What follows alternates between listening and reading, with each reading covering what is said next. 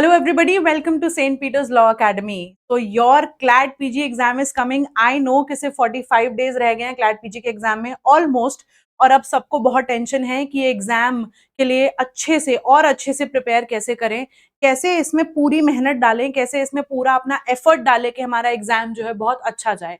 तो इसीलिए आज हम एक तरीके से हमारा 45 डेज का स्टडी प्लान डिस्कस करेंगे, जो कि आपको and which will basically act like your road to your masters in NLU, जिससे कि आप बहुत अच्छे से टॉप एनएलयूज में जो है सीट सिक्योर कर पाएंगे, पोजीशन सिक्योर कर पाएंगे टू डू योर मास्टर्स। तो यहाँ पे हम देखेंगे कि हमारे कौन से सब्जेक्ट्स हैं, उन सब्जेक्ट्स को कैसे पढ़ें, एक तरीके से एक ब्रीफ ओवरव्यू आज मैं आपको दूंगी। तो अब इसको एक बार देखते हैं। Now, एक बार पहले let us quickly have a look at a little basic detail of the examination, क्योंकि अगर आपको ये डिटेल्स नहीं पता है तो फिर एग्जाम के लिए बैठना जो है थोड़ा सा मुश्किल हो जाता है। तो आप थोड़ा सा पहले डिटेल्स देख लो। तो एग्जाम का जो टोटल ड्यूरेशन है हमारे पास वो इज ऑफ 2 आवर्स। तो बेसिकली आपको एग्जाम से पहले मॉक्स जो हैं वो कर लेने चाहिए। बहुत सारे मॉक्स आपको, at least you should do 10 to 12 मॉक्स before your examination, so that ये वाला जो फैक्टर है ना, इसको आप फुलफिल कर पाओ, जहां पे कि you should sit with stop watch और 2 घंटे के अंदर आपको अपने मॉक टेस्ट को खत्म करना है। जितना ज्यादा आप अपने मॉक्स के साथ प्रैक्टिस करेंगे एग्जाम की, उतना ज्यादा you will be able to adhere with the timing of the examination during the examination. दूसरा, अगर आप देखो तो 120 क्वेश्चंस हैं, जिसमें 1 मार्क मिलता है आपको सही आंसर के लिए, 1 मार्क ईच। उसके अलावा मल्टीपल चॉइस क्वेश्चंस हैं, लेकिन मल्टीपल चॉइस क्वेश्चंस के साथ ना जो है आपके पैसेजेस आते हैं। तो पैसेजेस को पढ़ने में बहुत सारा जो है टाइम जाता है। तो ऐसी क्या स्ट्रैटेजी होनी चाहिए, ऐसा किस तरीके से हमें पैसेजेस को पढ़ना चाहिए कि हम जो है पैसेजेस को पढ़ने के साथ साथ आंसर्स भी जल्दी से टिक कर पाएं, आंसर्स को भी जल्दी से क्विकली जो है सॉल्व कर पाएं और पैसेजेस भी पढ़ लें। तो इसीलिए ये सारी चीजें again relates to your mocks only, कि आप जितना मॉक करेंगे उतना ही आप अपने पैसेजेस को जल्दी जल्दी पढ़ने की जो है कॉम्प्रिहेंशन पैसेजेस को जल्दी से रीड करने की आदत डाल पाएंगे, and then you will be able to answer and give answers in the examination quickly. उसके अलावा एक फैक्टर यहाँ पे ये है कि आपके पास जो है नेगेटिव मार्किंग है। तो इसका मतलब ये है कि आप जो है जब तक 100% श्योर ना हो किसी आंसर के लिए, तब तक you should not mark that answer, कि अगर श्योरिटी नहीं है तो that can result to the deduction of 0.25 marks, जो आपके टोटल स्कोर्स को जो है गिराएगा एग्जाम में। तो अगर आप 100% श्योर हैं किसी चीज को लेके तो ही उसको मार्क कीजिएगा, and that way you will receive 1 mark for the right answer. अब यहाँ पे अगर हम देखें तो आपके जो क्वेश्चंस है ना, वो आपकी बेसिक नॉलेज ऑफ लॉ, आपके कॉम्प्रिहेंशन एबिलिटीज, आपकी लॉ की एप्लीकेबिलिटी की नॉलेज और प्रैक्टिकल एस्पेक्ट के ऊपर फोकस करने के लिए है।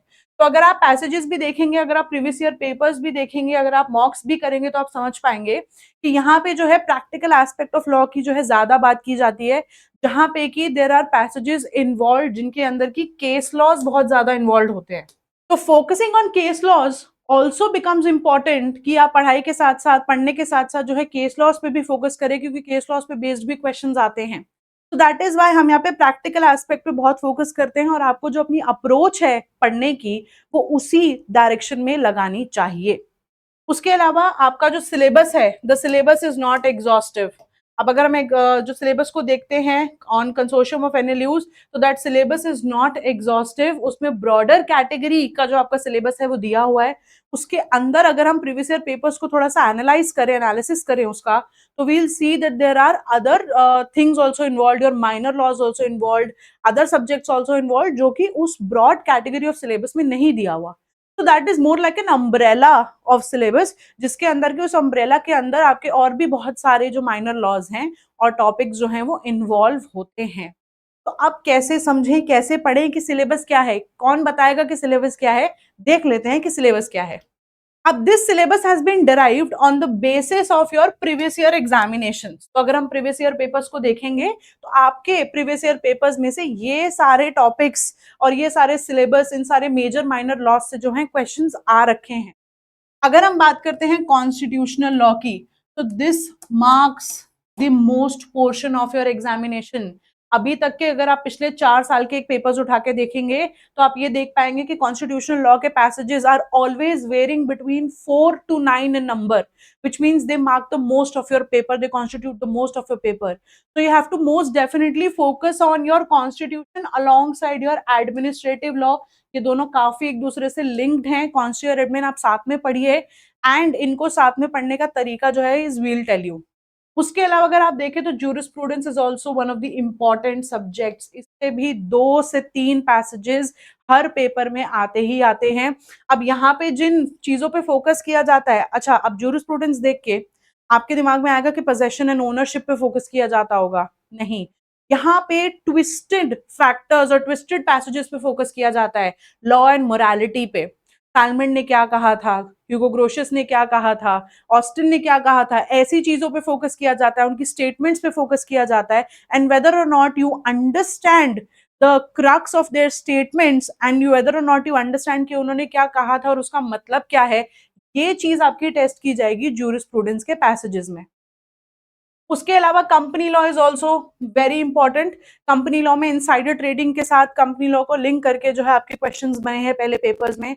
इन्वेस्टिगेशन के प्रोसीजर के ऊपर आपके क्वेश्चंस बने हैं पहले पेपर में. तो कंपनी लॉ भी जो है काफी ज्यादा प्रोसीजरल एस्पेक्ट के ऊपर भी बात करता है in the examination if we analyse your previous year papers. But इसका मतलब ये नहीं है कि हम सिर्फ प्रोसीजरल एस्पेक्ट पढ़ेंगे, हम और भी सारी चीजें पढ़ेंगे अंडर द कंपनी लॉ जो हमें पढ़ लेनी चाहिए. Then we have international law. It is also important. अच्छा, ये जो आपके मेजर लॉज यहाँ लिखे हैं, this is almost in an order and decreasing order यहाँ पे, जहाँ पे कि अगर आप टॉप वाले सब्जेक्ट्स जो देखोगे that constitutes the most part of your paper, और अगर आप नीचे नीचे आ जाओगे जैसे टैक्सेशन, लेबर लॉज, आईपीआर, तो इनमें जो है आपके एक एक पैसेजेस ही आए होंगे. बट इंटरनेशनल लॉ के आपको जो है 2 से 3 पैसेजेस देखने को मिल जाएंगे.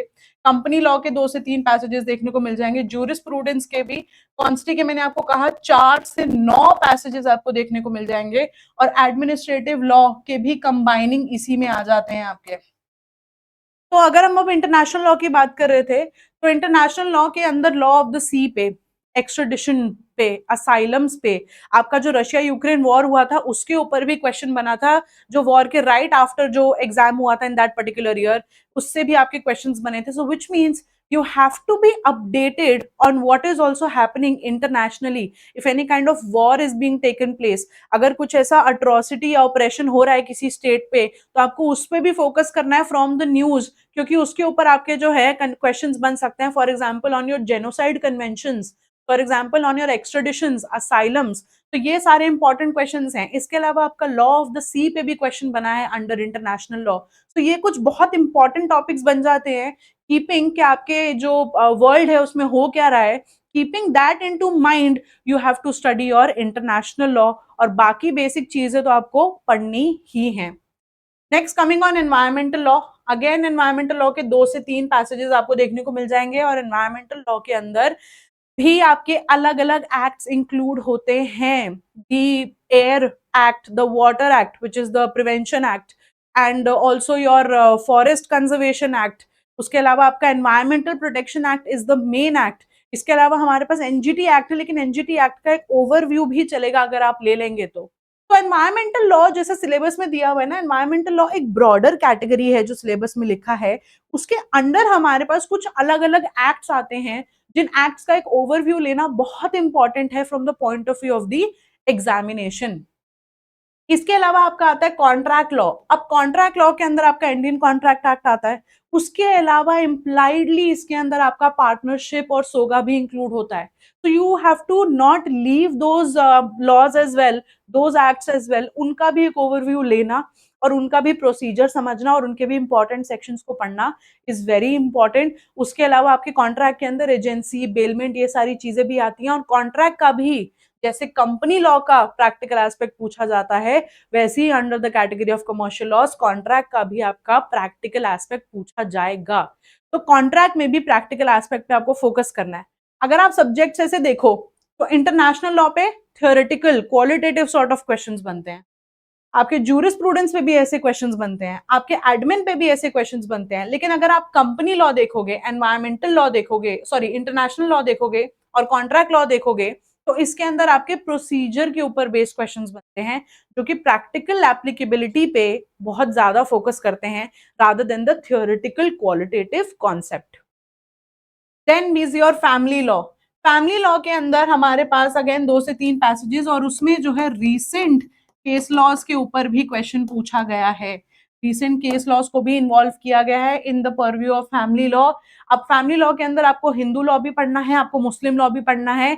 इन दोनों लॉज के important aspects like your divorce, like your maintenance, like your adoption, succession, इन सारी चीजों पे फोकस करना है। ये सारी चीजों को भी थोड़ा थोड़ा इंपॉर्टेंटली जो आपको पढ़ना ही पड़ेगा। एडॉप्शन के इंपॉर्टेंट प्रोविजन, सक्सेशन के इंपॉर्टेंट प्रोविजंस, उसके अलावा रीसेंट केस लॉज पे you have to focus when it comes to your either your criminal laws और योर फैमिली लॉज। तो फैमिली लॉ में पिछले पेपर्स के अंदर रीसेंट केस लॉ से क्वेश्चन पूछे गए हैं, which means you can not miss recent case laws for any of the subject जहां पे भी केस लॉज की एप्लीकेबिलिटी इंपॉर्टेंट है। Moving on to your criminal laws. अब क्रिमिनल लॉज के अंदर आपके जो हैं 3 लॉज आते हैं, your BNS, your BNSS and your BSA, which means earlier which was your IPC, CrPC and the Indian Evidence Act. अब आईपीसी पढ़े या बीएनएस पढ़े, सीआरपीसी पढ़े या बीएनएसएस पढ़े, इसका भी कंफ्यूजन होगा। नाउ कीपिंग इन माइंड, अगर आप देखो तो हम जो है इतने वेल वर्स्ड रहते हैं कि हम एक कंपैरेटिव एनालिसिस ऑलरेडी ड्रॉ कर चुके हैं और एक कंपैरेटिव एनालिसिस पे ध्यान दे चुके हैं कि आईपीसी में क्या था और बीएनएस में क्या है और दोनों में क्या फर्क है, क्या नया है, क्या हटाया गया है और किस सेक्शन में क्या चेंज किया गया है। तो क्रिमिनल लॉ को पढ़ने का तरीका आपका अब इन 45 डेज में ये होना चाहिए कि आप एक तो पहले तो कंपैरेटिव एनालिसिस अगर आपने अभी तक नहीं देखा है तो quickly go through the comparative analysis. एक सब्जेक्ट का comparative analysis is available everywhere, आपको सिर्फ आधा घंटा लगेगा। Take half an hour, give study for half an hour on that comparative analysis और आप ये देखोगे कि क्या नया आया है और क्या पुराना है। इसके बाद अगर हम देखें तो इस एग्जाम के पॉइंट ऑफ व्यू से section numbers are not so important कि आप सेक्शन नंबर याद करने पे टाइम वेस्ट करो। Don't focus on learning the new section numbers of BNS, BNSS and BSA, वो अभी आए हैं। It is not expected out of you कि आप उनके सेक्शन नंबर्स को इतनी जल्दी याद कर लेंगे, क्योंकि हम सबको अभी तक आईपीसी, सीआरपीसी और इंडियन एविडेंस एक्ट के सेक्शन नंबर्स याद थे। तो सेक्शन नंबर्स पे फोकस मत करना, उनको याद करने में टाइम वेस्ट मत करना। एक कंपैरेटिव एनालिसिस ड्रॉ करना, वो ड्रॉ करने के बाद ये समझना कि आईपीसी और बीएनएस में क्या सेम है, सीआरपीसी और बीएनएसएस में क्या सिमिलर है, इंडियन एविडेंस एक्ट और बीएसए में क्या सेम है। तो जो सेम है, जिसमें कोई चेंजेस नहीं है किसी भी प्रोविजन में, उसको तो आपको क्विकली पढ़ लेना चाहिए क्योंकि वो आपने पहले भी पढ़ा है। अब जो चेंजेस हैं, जो चीज नई आई है, जो चीज डिलीट हुई है, उसको भी एक बार देख लेना। That way you will be able to comprehensively study your IPC, BNS, BNSS, CrPC and your BSA along with your Indian Evidence act.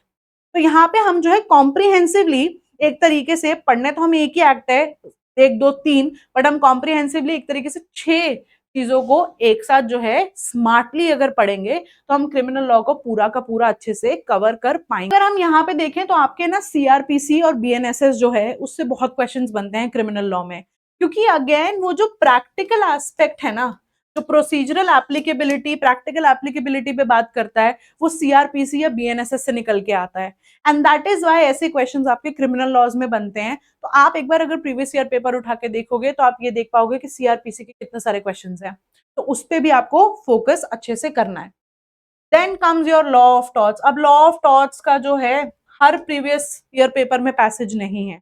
Previous अगर आप 4 उठा के देखेंगे तो उसमें 2 पेपर्स में आपके पैसेजेस आए हुए हैं, दैट ऑल्सो एक एक पैसेज। एक में तो आपका कॉन्स्टिट्यूशनल टॉर्ट के ऊपर जो है वो क्वेश्चन था, tort relating with the constitution, and that is why law of tort जो है इतना इंपॉर्टेंट नहीं है। बट हाँ, छोड़ना नहीं है, सिलेबस का पार्ट है, पढ़ना हमें सब है, बट हमें स्मार्टली पढ़ना है। हमारे पास 45 डेज रह गए हैं। अब अगर हम 45 डेज में ये नहीं समझेंगे कि कौन सा सब्जेक्ट ज्यादा इंपॉर्टेंट है, कौन सा सब्जेक्ट से ज्यादा क्वेश्चंस आते हैं और कौन से कम, तो हम उस इंपॉर्टेंट सब्जेक्ट को हो सकता है निग्लेक्ट कर जाएं और उससे बहुत सारे क्वेश्चंस आए। इसीलिए यहाँ पे आज मैं आपको ये समझा रही हूँ कि कौन से सब्जेक्ट्स पे आपको मेजरली फोकस करना है, कौन से सब्जेक्ट्स को एक ओवरव्यू में जल्दी जल्दी पढ़ लेना है और कौन से सब्जेक्ट्स को एवरेजली अपना टाइम देना है। नेक्स्ट आपका आता है आईपीआर। आईपीआर पे भी एक आध पैसेज आपको देखने को मिल जाएगा। लेबर लॉ और टैक्सेशन, अब ये तीन हैं जिन पे जो है आपके एक एक ही पैसेजेस हैं। लेबर लॉ पे आते हैं क्वेश्चंस, टैक्सेशन पे भी आते हैं questions. I know tricky subjects हैं, आई नो डिफिकल्ट लगते हैं बहुत लोगों को ये सब्जेक्ट्स, लेकिन इस पे क्वेश्चंस आते हैं। अगर मान लीजिए कि आपके ये तीन सब्जेक्ट्स वीक हैं, आपको इन्हें पढ़ने में प्रॉब्लम होती है, तो इनको छोड़ के मत जाना, इनको पढ़ना है। लेकिन अगर ये वीक है और इनमें प्रॉब्लम होती है, तो हम अपना मेजर फोकस जो है अगर इधर रखेंगे, तो हम यहाँ पे अच्छा स्कोर कर पाएंगे और उसको हम यहाँ पे कवर कर लेंगे। अगर यहाँ मान लीजिए हमें पढ़ने के बाद भी कोई एक आध चीज, एक आध क्वेश्चन नहीं आता है एग्जाम में, तो क्या करोगे? तो उसके लिए हम इसको अपने बैकअप को स्ट्रांग रखेंगे। तो यहाँ पे हमने ये सारे सब्जेक्ट्स पे बहुत अच्छे से फोकस कर लिया है, इसमें हम बहुत कॉन्फिडेंट हैं। इसमें अगर एक आध क्वेश्चन बाय चांस हमारा जो है इधर उधर होता है, तो हम यहाँ पे उसको डेफिनेटली कवर कर लेंगे and we will secure a good seat. अगर अब हम देखें ये माइनर लॉज, अब ये कहां से निकल के आए? ये सारी चीजें तो जो हैं भाई हमारे सिलेबस में लिखी भी नहीं हुई वेबसाइट पे। अब ये जो क्वेश्चंस हैं, ये जो माइनर लॉज हैं, इनसे क्वेश्चंस आए हैं प्रीवियस ईयर पेपर में, एंड दैट इज आपका प्रीवियस ईयर का एनालिसिस, पेपर का एनालिसिस इंपॉर्टेंट हो जाता है, जो हमने आपके लिए कर दिया है। अब यहाँ पे आपका जुवेनाइल जस्टिस एक्ट से क्वेश्चन बने हैं। एक पैसेज आया है किसी प्रीवियस ईयर पेपर में, जहाँ पे जेजे एक्ट में जो है आपका जेजे एक्ट से क्वेश्चन आपका जो है वो बना हुआ है, जिसमें इसकी एनफोर्समेंट डेट भी पूछी गई है। तो इन माइनर लॉस की एनफोर्समेंट डेट पे फोकस कर लेना, इन माइनर लॉज के एनफोर्समेंट डेट पे फोकस कर लेना। इसके अलावा ऑफ कोर्स यहाँ पे भी इनके एनफोर्समेंट डेट्स पे जो है ध्यान अच्छे से दे देना। एनफोर्समेंट डेट याद करना इतना मुश्किल नहीं है, हम लोग ऑलरेडी ईयर्स तो याद करते ही आ रहे हैं एक्ट्स के। एनफोर्समेंट डेट भी अगर हम एक शीट पे लिख लेंगे सब एक्ट्स की, तो और अगर उसको डेली भी 5 मिनट के लिए हम रीड करेंगे, तो 45 डेज के अंदर हमें सबके एनफोर्समेंट डेट जो है याद हो जाएगी। नेक्स्ट आपका पॉक्सो। पॉक्सो से क्वेश्चन जो है आपके वो बन सकते हैं। POCSO is an important subject, it's an important minor law. जैसा कि जेजे एक्ट लिखा नहीं था सिलेबस में, लेकिन क्वेश्चन आ गया एक दिन, पैसेज आ गया एक दिन एक पेपर में, ऐसा ही किसी दिन पॉक्सो का भी पैसेज आ सकता है। बहुत ही ज्यादा एंटिसिपेशन है पॉक्सो के पैसेजेस की, क्योंकि पॉक्सो जो है क्रिमिनल लॉ की कैटेगरी में एक बहुत इंपॉर्टेंट टॉपिक बनता है। और क्वेश्चंस ना एग्जाम के अंदर ऐसे टॉपिक से पैसेजेस आते हैं जो कि सोसाइटी के लिए बहुत इंपॉर्टेंट है। मेनली अगर आप देखो, तो जैसे अगर मैंने आपको एग्जांपल दिया था कि रशिया यूक्रेन वॉर जो हुआ था, उसके ऊपर पैसेज आ गया था on a genocide convention, which means कि हम अपनी सोसाइटी को ध्यान में रखते हुए, सोसाइटल टॉपिक्स को ध्यान में रखते हुए जो लॉ से रिलेट करते हैं, एग्जाम में क्वेश्चन देते हैं। व्हिच मींस कि अगर हम देखें तो पॉक्सो भी is one such topic, is one such minor law जो क्रिमिनल लॉ की कैटेगरी के अंडर में आता है, which is a specific legislation for children. लेकिन ये एक बहुत इंपॉर्टेंट पीस ऑफ लेजिस्लेशन है, क्योंकि ये हमारी सोसाइटी से काफी क्लोजली और आजकल होने वाली चीजों से काफी क्लोजली रिलेटेड है। तो यू नेवर नो कि इससे क्वेश्चन आ जाए, तो आपको ये भी, इसका भी एक ओवरव्यू ले लेना चाहिए। इसको भी बहुत अच्छे से इसके इंपॉर्टेंट प्रोविजंस को ब्रीफली पढ़ लेना चाहिए। उसके अलावा हमारा डोमेस्टिक वायलेंस एक्ट, ये जो है डीवी एक्ट आपके फैमिली लॉ के परव्यू में आता है। तो फैमिली लॉ में हिंदू मुस्लिम लॉ जो है उनके एक्ट्स पढ़ने के अलावा, Hindu marriage act and Muslim acts वगैरह पढ़ने के अलावा, आपको डोमेस्टिक वायलेंस एक्ट भी पढ़ना है, क्योंकि it is again a problem of the society, important law, important legislation in comparison और in contrast with the society, and that is why it becomes important to study this under the umbrella of family law. Next ये जो आपके दो acts हैं, partnership and sales of goods act, की तो मैंने आपको बताया है कि कॉन्ट्रैक्ट में ये एक्ट्स जो है इम्प्लाइडली इंक्लूड होते ही हैं। तो आपको इन माइनर लॉज पे भी जो है फोकस करना है, alongside focusing your major laws for the syllabus. अब इनको कॉम्प्रिहेंसिवली कैसे पढ़ना है, इनको कितना कितना टाइम देना है, वो हम देख सकते हैं। तो जब आपका अब जो 45 डेज का जो आपका टाइम पीरियड बचा है, अब उन 45 डेज के टाइम पीरियड में हम कॉन्स्टिट्यूशन एडमिन को सबसे ज्यादा फोकस करेंगे, which means under all those 45 days every single day we will be studying constitution and administrative law। देखो, prescribing a time table for you is not suitable, क्योंकि अगर मैं आपको एक टाइम टेबल बना के दूंगी, so that might not suit your needs. आप डिपेंडिंग अपॉन कि जो सब्जेक्ट्स का इंपॉर्टेंस मैंने आपको बताया, depending upon that and depending upon your daily schedule, आप अपने लिए एक टाइम टेबल अब फ्रेम करें, जिसमें कि आप ये देखेंगे कि आपको कौन से सब्जेक्ट्स को कितने घंटे देने हैं, डिपेंडिंग अपॉन कि वो आपका कितना वीक या कितना स्ट्रॉन्ग सब्जेक्ट है। अगर आपको लगता है कि कॉन्स्टी और एडमिन आपका वीक है, तो अगले 45 डेज रोज आपको कॉन्स्टी और एडमिन पढ़ना चाहिए। क्यों? क्योंकि it constitutes the most part of your paper. तो अगर जो most part of the paper है वही आपका वीक है, तो आपको अब अगले 45 दिन उनको बहुत अच्छे से इन डेप्थ पढ़ना चाहिए। उसके अलावा आपको लगता है आपको जूरिस्प्रूडेंस टफ लगता है, आप उसको डेली अपने स्टडी प्लान में इंक्लूड कीजिए। अगर आपको लगता है आपने कंपनी लॉ अपने लॉ स्कूल में बहुत डेप्थ में डिटेल में अच्छे से नहीं पढ़ा और आपको जरूरत है उसे पढ़ने की, तो उसको डेली इंकलकेट कीजिए। हाँ, लॉ ऑफ टॉर्ट्स को आप वीक में 2 बार रख सकते हैं, क्योंकि इससे इतने ज्यादा क्वेश्चन जो है वो नहीं बनते। तो लॉ ऑफ टॉर्ट्स को आप वीक में 2 बार भी पढ़ेंगे, तो आई बिलीव कि लॉ ऑफ टॉर्ट्स आप पूरा अगले 45 डेज में अच्छे से कवर कर पाएंगे। क्रिमिनल लॉज को जो है आपको रोज रखना चाहिए, फैमिली लॉ को आपको रोज रखना चाहिए। तो अब ऐसी चीजों को जो आपको लगता है कि आपके लिए डिफिकल्ट है, इंटरनेशनल लॉ बहुत लोगों को डिफिकल्ट लगता है, जबकि it is not that difficult. अगर आप अच्छे से उसको स्मार्टली पढ़ने की कोशिश करेंगे तो बहुत सारी चीजें थियोरिटिकल बेस्ड हैं, इतना डिफिकल्ट नहीं है।